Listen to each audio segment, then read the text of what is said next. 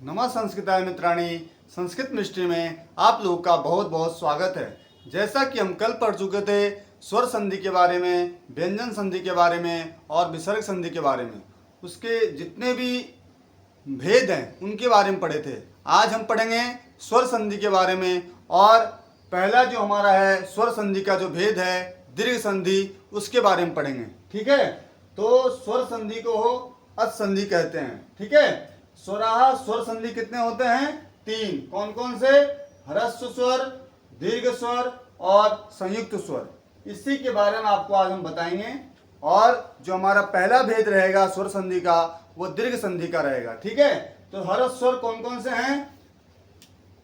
अ है, ई है, उ है, री है और ली है। ठीक है, ह्रस्व स्वर कौन कौन से हैं? अ है, ई है, उ है, री है और ली है। ठीक है, और दीर्घ स्वर कौन कौन से हैं? आ है, ई है, उ है और री है। ठीक है, दीर्घ स्वर कौन कौन से हैं? आ है, ई है, उ है, री है। ठीक है, ये 4 हैं। और संयुक्त स्वर कौन कौन से हैं? ए है, ऐ है, ओ है और औ है। ठीक है, संयुक्त स्वर कौन कौन से हैं दोबारा देखेंगे।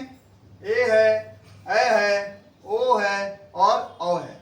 ठीक है, तो स्वरों के बारे में स्वर कितने होते हैं? 3। कौन कौन से? ह्रस्व, दीर्घ और संयुक्त स्वर। ठीक है, तो इसके बाद हम पढ़ेंगे दीर्घ संधि के बारे में। दीर्घ संधि क्या क्या होता है? ठीक है, हाँ, तो दीर्घ संधि आज पढ़ रहे थे, दीर्घ संधि के बारे में बताएंगे आपको। ठीक है, तो दीर्घ संधि देखेंगे जो हमारा पूर्व पद है। पूर्व पद कौन सा है? पूर्व पद का अंतिम वर्ण और उत्तर पद का पहला वर्ण। ठीक है, पहला वर्ण होता है। ठीक है, पहला स्वर मतलब पहला स्वर क्या है? पूर्व पद का अंतिम स्वर और उत्तर पद का पहला स्वर होगा। ठीक है, तो आप जैसे आप दीर्घ संधि बनाएंगे तो आ प्लस आ, तो आ बनेगा। ठीक है, तो जैसे बनेगा राम प्लस अवतारः। ठीक है, तो राम में क्या क्या हुआ, कैसे कैसे संधि हुई, तो देखेंगे र प्लस आ प्लस प्लस म प्लस माइनस अ प्लस, तो कौन किसमें संधि हुई है? ये क्या हुआ?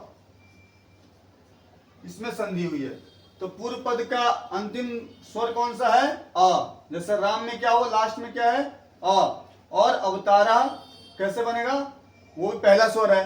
ठीक है, उत्तर पद मतलब पहला, उत्तर पद का पहला स्वर क्या है? अ। तो अ मिला के क्या हुआ? आ। ठीक है, और ये वर्ण विच्छेद कैसे करेंगे? तो अ प्लस व प्लस प्लस अ प्लस फिर ता प्लस फिर आ प्लस फिर र प्लस फिर आ प्लस। ठीक है, तो क्या बनेगा? रामावतारः। ठीक है, क्या बनेगा? रामावतारः। आपने पहला लक्षण देखा, उसके बाद देखेंगे ई प्लस ई बनेगा, उ प्लस उ बनेगा और री बनेगा। तो देखेंगे हम पहला उदाहरण, पहला नियम देखेंगे हम। ठीक है, पहला नियम क्या देखेंगे हम? देखिए पहला नियम, पहला नियम आपको दिखाते हैं हम। ठीक है, आज हम पहला नियम देखेंगे। ठीक है, पहला नियम क्या है हमारा? पहला नियम दीर्घ संधि का है, चाहे अ प्लस आ हो तो क्या बनेगा? आ। क्या बनेगा? आ। जैसे इसका उदाहरण है सूर्य प्लस अस्तः, तो क्या है? दोनों क्या है? आ यहां ही बन रहा है, आ यहां ही बन रहा है, तो दोनों मिलकर क्या हुआ? आ हुआ। आ हुआ तो क्या बना? सूर्य प्लस अस्तः, सूर्यास्त बन गया। ठीक है, उसके बाद दूसरा नियम देखेंगे, अ प्लस आ हो। ठीक है, अ प्लस आ हो तो भी क्या बनेगा? हिम प्लस आलय। हिम का क्या हुआ? अ हुआ और इसका क्या हुआ? आ हुआ, दोनों मिलकर क्या हुआ? आ बचा। तो ठीक क्या बना? हिमालय। क्या बनेगा? हिमालय। उसके बाद तीसरा नियम क्या है? तीसरा नियम ये है, आ प्लस अ हो तब भी आ बनेगा, अ प्लस आ हो तब भी क्या बनेगा, आ बनेगा। जैसे में विद्या, विद्या में क्या है, आ है और यहाँ पे क्या है, अ, तो दोनों मिलके क्या बना, आ। ठीक है, तो क्या बना, विद्या प्लस अर्थी, विद्यार्थी। उसके बाद चौथा नियम देखेंगे। चौथा नियम चाहे दीर्घ आ हो चाहे दीर्घ आ हो, दोनों मिलके क्या बनेगा, आ। इसका उदाहरण क्या है, जैसे आप महा प्लस आशया, दोनों में क्या है, दीर्घ आ है, दीर्घ आ है, दोनों मिलके क्या बना, आ। तो आप कोई सा उदाहरण ले लीजिए, चाहे क्या बनेगा, महाशया। आप कोई सा उदाहरण ले लीजिए, और बहुत सारे उदाहरण हैं। मेन मेन जो टॉपिक है इसके अनुसार आप बहुत सारे उदाहरण बना सकते हैं। ठीक है, तो ये हमारा पहला उदाहरण है। और दूसरा उदाहरण बनाएंगे अब।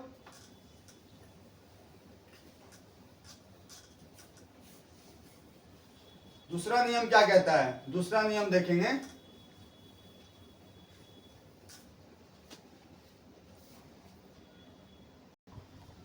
दूसरा नियम क्या है, दूसरा नियम क्या कहता है दीर्घ संधि का। दूसरा नियम ये है कि ई प्लस ई हो तब भी दीर्घ ई बनेगा, ई प्लस दीर्घ ई हो तब भी दीर्घ ई बनेगा, और दीर्घ ई प्लस ई छोटी ई बनेगा तब भी ई बनेगा, और दीर्घ प्लस ई प्लस दीर्घ प्लस तब भी बड़ी दीर्घ बनेगा। ठीक है, तो पहला उदाहरण क्या है हमारा, ई का उदाहरण क्या बनेगा, हरि प्लस इच्छा, छोटी ई है ना, छोटी छोटी दोनों है, तो दोनों मिलके क्या बना, बड़ी। ठीक है, बड़ी बना तो क्या बनेगा, हरिक्षा। ठीक है, दूसरा नियम क्या है, दूसरा जो है कि आप छोटी ई हो चाहे बड़ी ई हो, दोनों मिलके क्या बनेगा, बड़ी ई। तो कौन कौन से, जैसे में देखिए छोटी ई है और ये बड़ा ई है। ठीक है, तो छोटी ई बड़ा ई मिलके क्या बना, परीक्षा। ठीक है, उसके बाद चाहे बड़े ई हो चाहे छोटा ई हो, तो मिलके क्या बनेगा, बड़ा ई।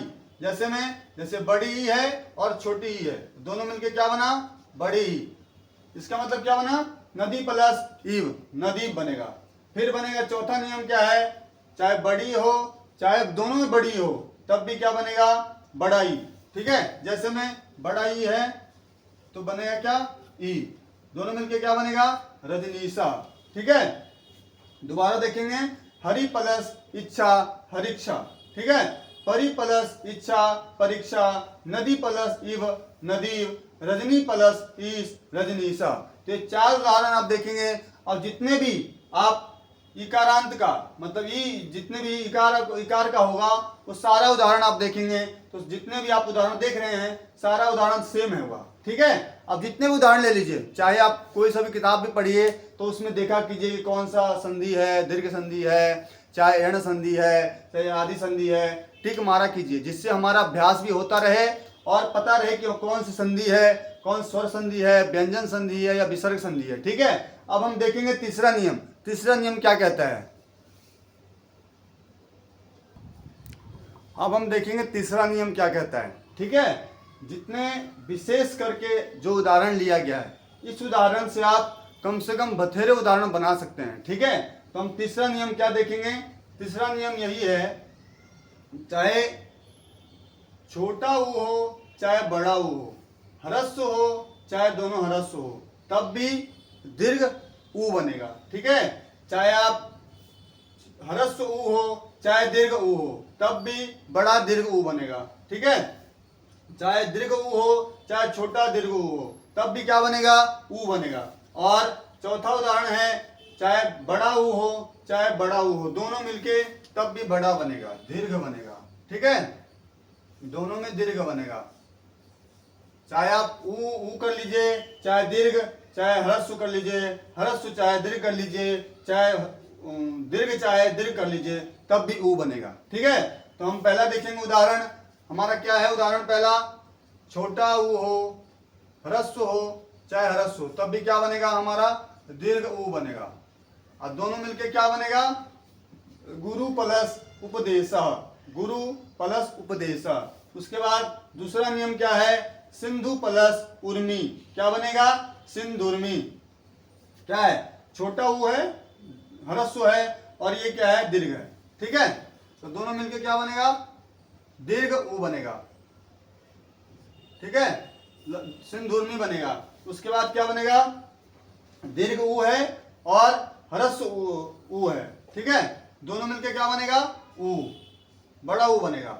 उ क्या बनेगा, बधुस्व बनेगा। उसके बाद चौथा है भू प्लस ऊर्जा, भूर्जा बनेगा। इसमें क्या है, दोनों, ये भी बड़ा है और ये भी दीर्घ है, ये भी दीर्घ है, दोनों क्या बनेगा, उ बनेगा। ठीक है, दोनों में भी क्या बनेगा, भूर्जा। तो हमारा तीसरा नियम है और लास्ट पढ़ेंगे चौथा नियम। उसके बाद आपको दीर्घ संधि में कोई परेशानी नहीं होगी। ठीक है, आप एक उदाहरण करेंगे, आप एक उदाहरण से कम तो बथेरे 100-200 जितना भी उदाहरण कर सकते हैं आप। ठीक है, अब प्रैक्टिस जितना करेंगे उतना फायदा आपको होगा। ठीक है, तो अब चौथा नियम देखेंगे। हाँ, आप देखेंगे चौथा नियम क्या है हमारा। ठीक है, चौथा नियम बहुत कम आता है वैसे। ठीक है, क्योंकि इसमें उदाहरण भी कम है और नियम भी ज्यादा कम नहीं है, थोड़ा ही नियम है। इसमें जैसे री प्लस री हो तब भी री बनेगा। इसमें उदाहरण क्या क्या है, जैसे मातृ प्लस ऋणम, मातृणम, पितृ प्लस ऋणम, पितृणम, फिर होत्री प्लस ऋकारा, होत्रिकारा। ठीक है, फिर मातृ प्लस रिद्धि, इसमें हो रहा है संधि, इसमें हो रहा है, इसमें हो रहा है। ठीक है, उसके बाद इसमें हो रहा है। तो इसके उदाहरण भी कम है। और जैसे आपने आज क्या क्या पढ़े, संधि के बारे में पढ़े। ठीक है, दीर्घ संधि के बारे में पढ़े। जो आपके पास अगली वीडियो आएगी वो आएगी गुण संधि के बारे में। ठीक है, तो उदाहरण तो बहुत सारे हैं और उदाहरण आपने आज जितने भी उदाहरण आपको बताया आप सारे उदाहरण कर लेते हैं तो आपको दीर्घ संधि में कोई प्रॉब्लम नहीं होगा। ठीक है, और जो आपके पास अगली वीडियो आएगी वो आएगी आपके पास गुण संधि की। ठीक है, नमो नमः।